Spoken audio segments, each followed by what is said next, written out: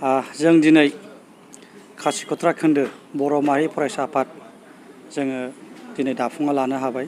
जों दिनैनि थांखिया बेनो जे जों जाहा गुबुन गुबुन खोन्दोआ जेरैहाय नोङो बेंटल, सान्थिफुर, नोङो खयलामयला, रनसायदाम गुबुन गुबुन जों बनसुनि आन्चलिक कमिटि बा नों बर' खोन्दो होनना बुङो बेखौ जों दाफुंना लानो हाबाय। जों दिनै खासिकत्रा खोन्दो हिसाबै जोङो दानायनि हाबाफारिखौ लादों आरो बे हाबाफारिया दिनै जाफुंबाय। जों खोन्दोखौ दिनै खासिकत्रा खोन्दो हिसाबै जों दाफुंना लानो हाबाय आरो बे खोन्दोनि आफादगिरि हिसाबै जों मोननो हादों मिथिंगा मुसाहारि, बेजों आरो जेनेरेल सेक्रेटारि हिसाबै अनसुमै औवारिखौ जों जेनेरेल सेक्रेटारि हिसाबै मोननो हादों आरो स्पिकार हिसाबै चन्दन चन्द्र ब्रह्मखौ जोङो खासिकत्रा खोन्दोनि स्पिकार हिसाबै जों मोननो हादों। बे बनसुआ जोङो खुनु इलेक्सन पारपसाव जोनोम जायाखै। दिनै बर' हारिया अलखदाव दङ हिसाबै निड अफ आवार्स बा निड अफ टाइम्स बर' हारिया मोनसे बिपदआव दं हिसाबै दिनै बनसुआ जोनोम जादों। बनसुआ जुदि बेबायदि पलिटिकेल पार्टि हिसाबै बा माबा मोनसे थांखि हिसाबै जुदि जोनोम जानांगौब्ला सिगांनो जोनोम जागौमोन। नाथाय जों नुबाय जों 36 इयार्स मुभमेन्ट जाबाय जोंनि बड'लेण्ड डिमान्डआ। नाथाय बै समावनो जुदि जोनोम जानांगौब्ला BEC मोनखानायनि उनाव जों बनसुआ जोनोम जागौमोन, BTC मोनखानायनि उनाव जों बनसुआ जोनोम जागौमोन। नाथाय दिनैसो बनसुआ मानो जोनोम जादों बेखौ रायजो राजाफ्राबो दिनै मिथिगौ आरो रायजो राजा बेखौ बुजिनांगोन जे बनसुआ दिनै मानि थाखाय जोनोम जादों आरो रायजोफोरनि बे गेदेर कुइसन मानो बनसुखौ दिनै रायजो राजा मानो जोनोम होनो गोनां जाखो। बनसुआ जिहेतु सोमावसारनाय मोनसे डेम'क्रेटिक मुभमेन्ट हिसाबै बनसुआ सोमावसारगोन आरो बनसुआ माखासे ब्लुप्रिन्ट दंखायो, जाय ब्लुप्रिन्टखौ जों पाब्लिकलि जोङो एनाउन्स खालामनो हाया।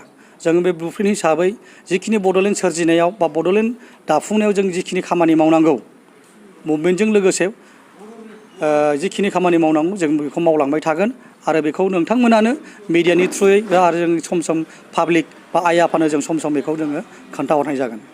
निस्सय जोङो जिहेथु अलरेडि सेन्ट्रेला मोनसे पलिसि लाखाबाय 2024नि गेजेर बा 24नि उनावहाय जाहाथे इण्डियान स्टेट्सआ 50 स्टेट्स जानो थांगासिनो दङ।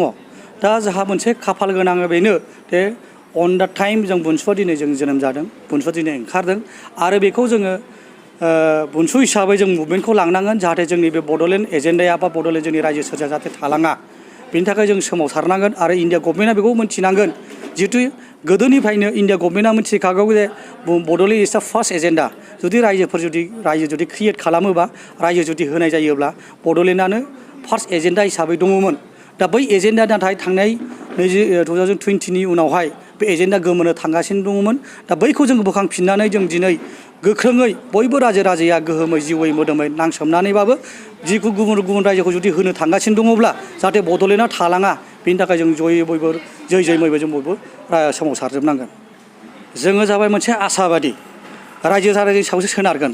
रायजो राजाया माबायदि पार्टिसिपेट खालामो गोसो गोथारै नांगौना नाङा बा गोसो गोथारै बारसोमो ना बारसोमा बे बड'लेण्ड बिनायाव। खारन बड'लेण्डआ दिनै बनसुनि बड'लेण्डआ खालि नट अनलि फर बनसु, बड'लेण्डआ खालि बनसुनि थाखाय नङा, it's all for our brothers sisters mothers fathers नङाबा अल आवार चाइल्ड्स। बे गासैबो गथ' गथायनि थाखायसो बे बड'लेण्डआ।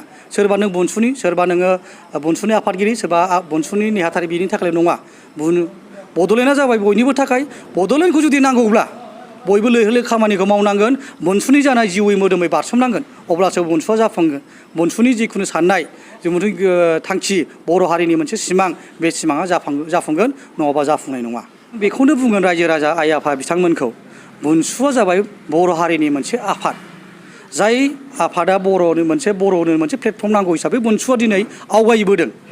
बे आवगायनाय हिसाबै आं बयखौबो रायजो राजाखौ खावलायगोन जे बा आइ आफामोनखौ खावलायगोन जे बिथांमोना बनसुनि जानानै खामानि मावनांगौ आरो बड'लेण्ड सोरजिनायाव बयबो जिउयै मोदोमै बारसोमनांगौ। आं बेखौनो बुंनानै